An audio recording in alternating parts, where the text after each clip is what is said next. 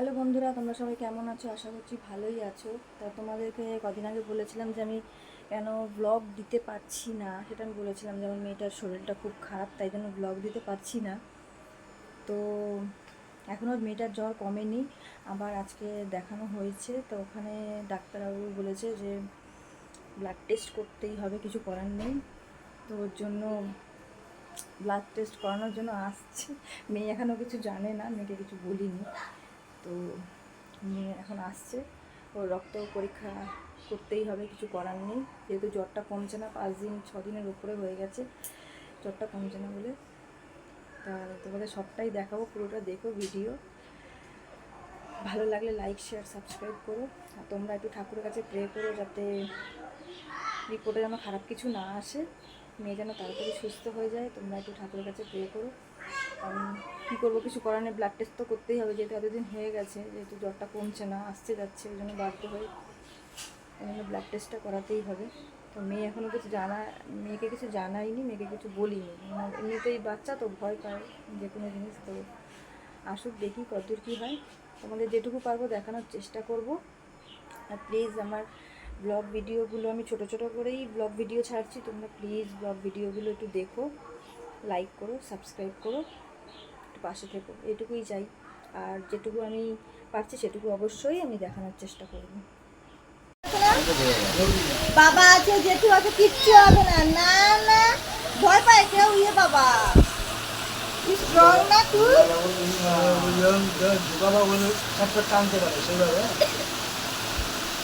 কিচ্ছু হবে না। এটা আবার দেখবি, হ্যাঁ, কিরম করে তুই কিরম করে হলো দেখবি, ঠিক আছে? ওইদিকে তাকিয়ে থাক, ওই দেখ জম্বিটা কি করছে, দেখ বুঝছিস জম্বিটাকে। কি করছে না, খালি থাক, কিচ্ছু হবে না। একদম হাত নাড়াবি না, কিচ্ছু হবে না, এক ফোঁটাও লাগবে না। হয়ে গেছে, দেখ হয়ে গেল। এই তো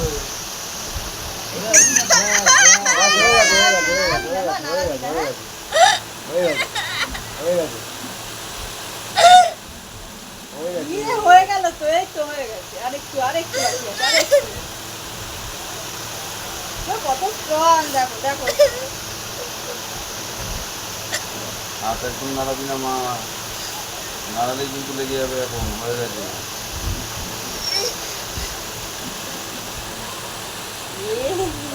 মুখটাকে কেমন করেছি, মুখটাকে ঠিক করে একটু। এরকম করতে হয়, এমন করতে হয়, শুধু আমরা নিয়ে কি লাগাবো। থামস আপ দেখা, থামস আপ দেখা, দেখা দেখি দে যে আমি ভয় পাই না। হয়ে গেছে। এমন দেখাবে। দেখি দাও, দেখি দাও, দেখি দাও, দেখি দাও। হয়ে গেছে, দেখি দাও।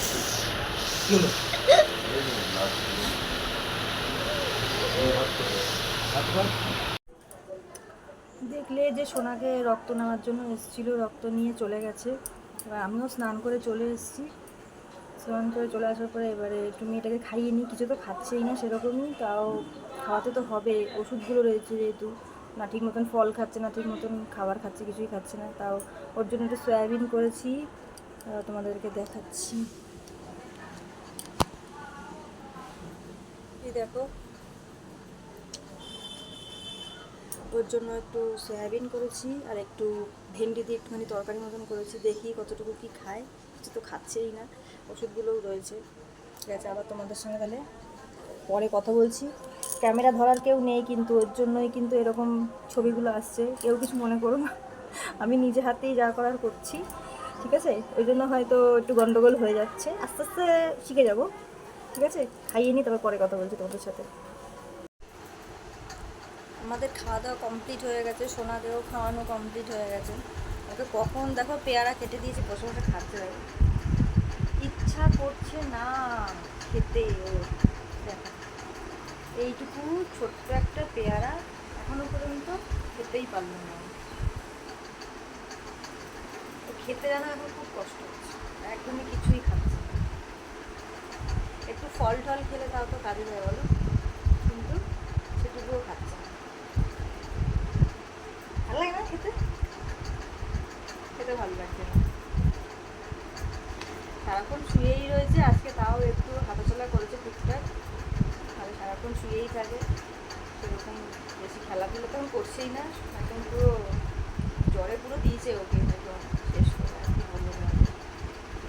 আর দেখা যাক, আজকে তো রক্ত পরীক্ষা করতে দিলাম, তোমাদের পরের ব্লগটায় আমি অবশ্যই দেখানোর চেষ্টা করব যে রিপোর্টটা কী এসেছে, সেটাও জানাবো আমি যে রিপোর্ট কী এসছে। তোমরা শুধু প্রে করো যেন কোনো খারাপ কিছু না আসে।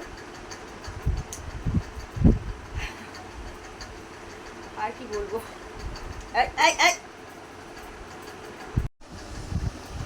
তোমরা দেখতেই পেলে যে কথা তোমাদের সঙ্গে বলতে বলতেই সঙ্গে সঙ্গে দেখতেই পেলে যে বমি করে দিল, তারপরে বিছানার মধ্যে মাটিতে, মানে যেটুকু দুপুরবেলা খেয়েছিল পুরোটাই বমি করে দিয়েছে, আর কিছুই নেই। তারপরে একটু ঘুম পাড়িয়ে দিয়েছিলাম, শুয়েছিল, এখন এখনও শুয়ে আছে,